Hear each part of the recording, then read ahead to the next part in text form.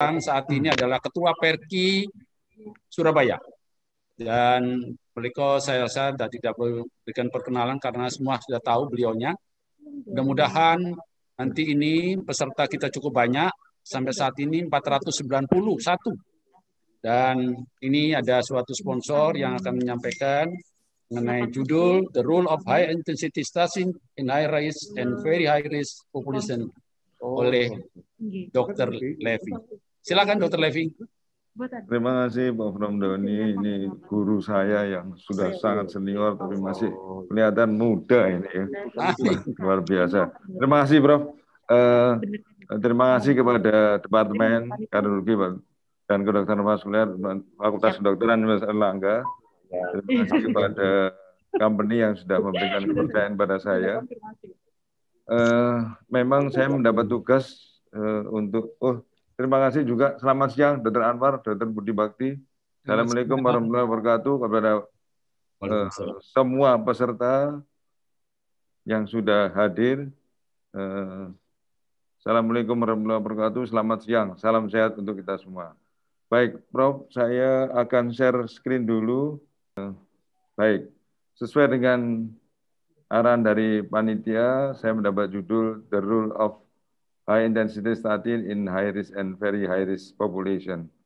Sebagian slide ini sudah disampaikan dengan sangat baik oleh Dr. Anwar, jadi saya nanti akan skip saja. Tapi ini memang sesuai tadi arahan Prof. Ramdhani, ini memang ke arah sponsor gitu ya. Memang fokusnya adalah rosuvastatin, dalam hal ini mereknya adalah Rozak. Nah, ini juga sudah disampaikan oleh Dr. Anwar Santoso. Saya hanya sedikit highlight aja, memang penyakit jantung iskemik itu problem nasional, tapi problem internasional, maaf. Tapi kalau kita lihat dari kesediaan ini tahun 2018 juga ada masalah rupanya kita ya. Jadi ternyata di populasi itu kadar kolesterol penduduk kita itu juga cukup tinggi ya, sampai 21%, ada LDL 36%. Jadi kita sebagai dokter, terutama teman sejawat sekalian yang berada di garis depan, itu nanti harus mengantisipasi seperti ini. Dan tadi sudah disampaikan dengan baik sekali bahwa primary prevention itu sangat penting. Nah, ini saya kira juga sudah disampaikan oleh Dr. Budi Bakti maupun Dr.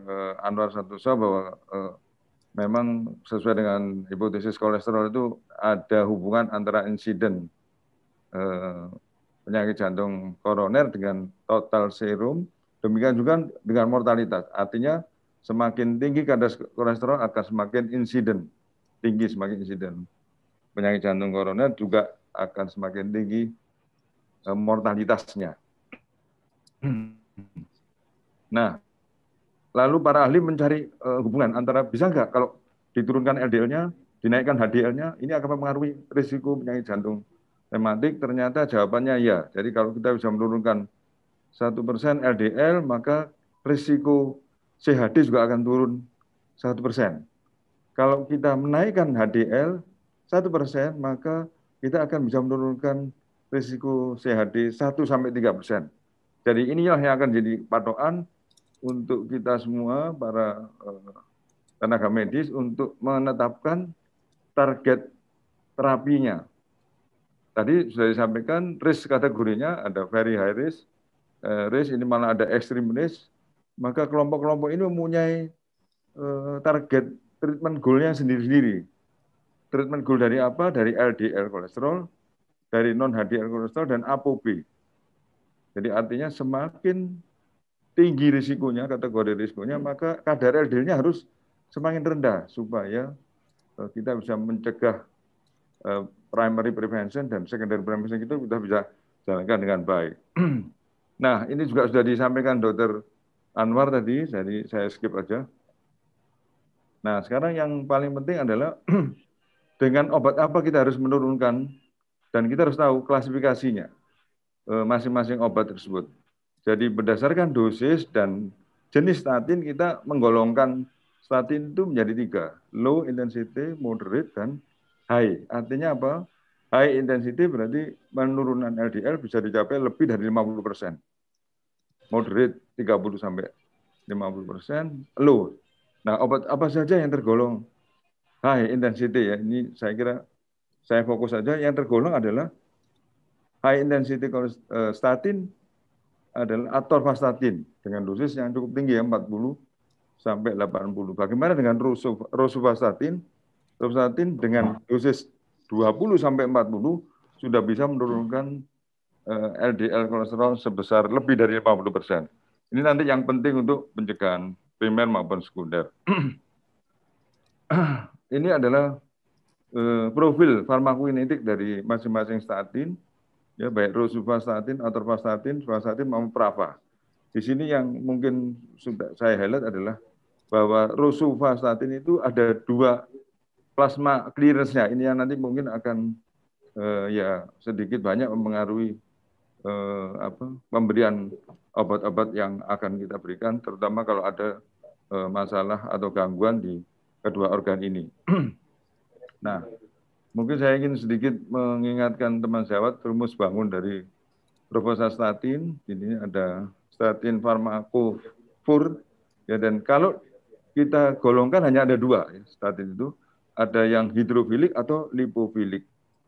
Di sini terlihat di grafik sini, ini adalah relatif lipofilicity-nya, semakin tinggi maka semakin lipofilik. Kalau semakin rendah atau minus berarti hidrofilik. Jadi yang tergolong lipofilik adalah atorvastatin, sedangkan rosuvastatin tergolong hidrofilik. Biasanya yang kekuatannya tinggi itu yang di sini, yang di ator. Tapi ini rosuvastatin itu unik, dia hidrofilik, tapi kekuatan penurunan LDL-nya tinggi. Ini adalah hasil suatu studi namanya Stellar Study, membandingkan antara rosuvastatin 10, kemudian atorvan 10, simvastatin 10, 20, 40, dan prava 10, 20, 40. Kemudian dibandingkan kekuatan penurunan LDL-nya. Kalau kita lihat di sini, ini rosuvastatin, ini dengan dosis yang relatif kecil ya, 10 aja sudah bisa menurunkan sampai 45. Kalau dinaikkan dosisnya 20 malah menurunkan LDL baseline ya, sampai 50%. Kalau dinaikkan 40 bisa sampai 50%. Ini nanti yang mungkin akan kita butuhkan pada pasien yang very high risk dengan kadar LDL yang sangat tinggi, misalnya lebih dari 190. Kita tahu tadi dari presentasi Dr. Anwar harus diturunkan lebih dari 50% dan absolut LDL-nya kadarnya harus 55. Itu tentu saja memerlukan statin yang high intensity. Maka pilihannya kalau berdasarkan Stellar Study ini adalah rosuvastatin atau atorvastatin ya. Yang statin yang lain itu harus memerlukan dosis yang tinggi. Apalagi kalau prava tidak mungkin lagi kalau kita harus memberikan obat statin ini untuk pasien yang high risk dan LDL-nya tinggi. Nah, hal yang lain yang dicapai dari Stellar Study ini adalah ternyata rosuvastatin mempunyai efektivitas juga menaikkan HDL. Ya. Jadi dari grafik ini kita lihat secara bermakna rosuvastatin meningkatkan kadar HDL. Ini yang paling penting juga untuk pencegahan baik primer maupun sekunder. Nah, kalau kita bandingkan kalau dari grafik ini juga kita lihat bahwa memang di samping menurunkan LDL, ternyata rosuvastatin juga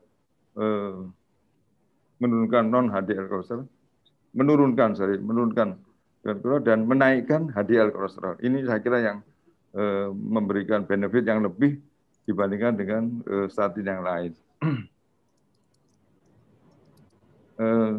Sekali lagi ini juga suatu grafik yang menunjukkan bahwa studi Mercury ini yang dengan dosis yang kecil saja, di sini kita lihat sahabat sekalian, 10 mg maka penurunannya sudah sampai 80% ya dari target yang ditetapkan oleh NCEP ATP3.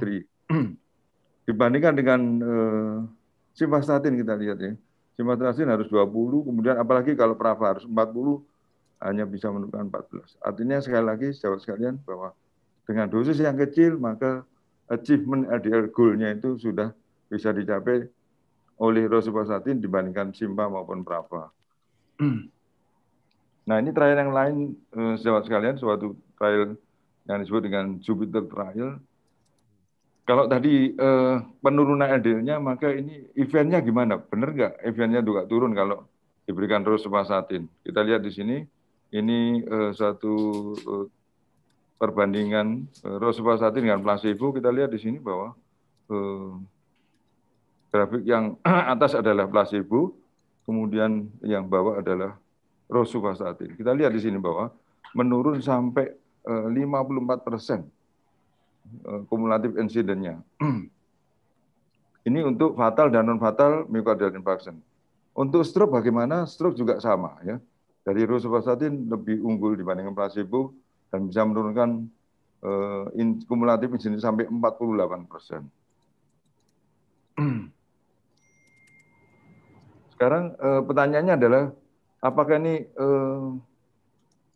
etis mempengaruhi ya? Apa kadang-kadang obat itu hanya bagus untuk Caucasian tapi untuk Black, Hispanic dan yang lain itu tidak ada pengaruhnya.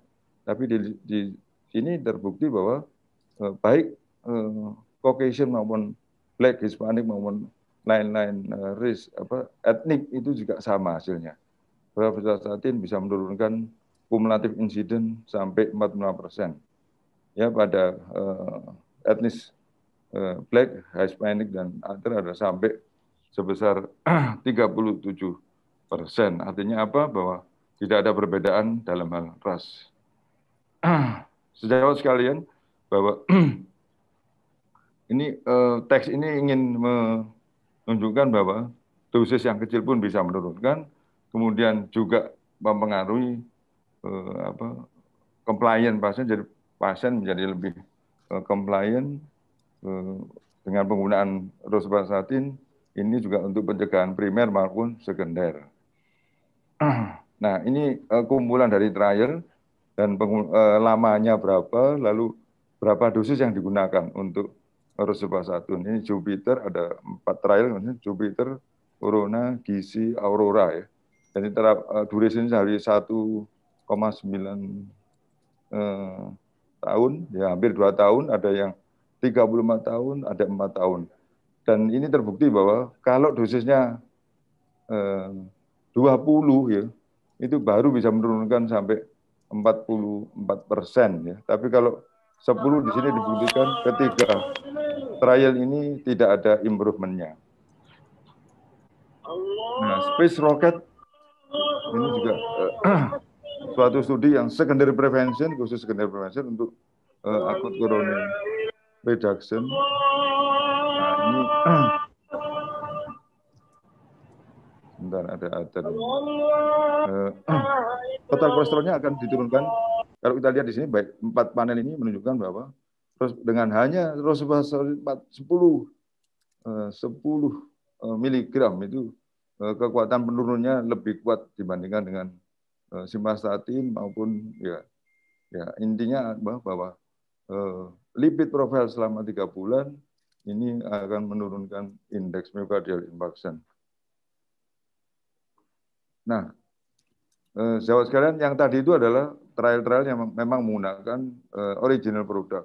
Apakah yang MeToo-nya itu juga bisa menurunkan LDL? Ini adalah suatu trial yang oleh Saudi ini tahun 2017 yang membuktikan sekali lagi walaupun dia tidak original atau generik itu bisa menurunkan LDL yang hampir mirip dengan original.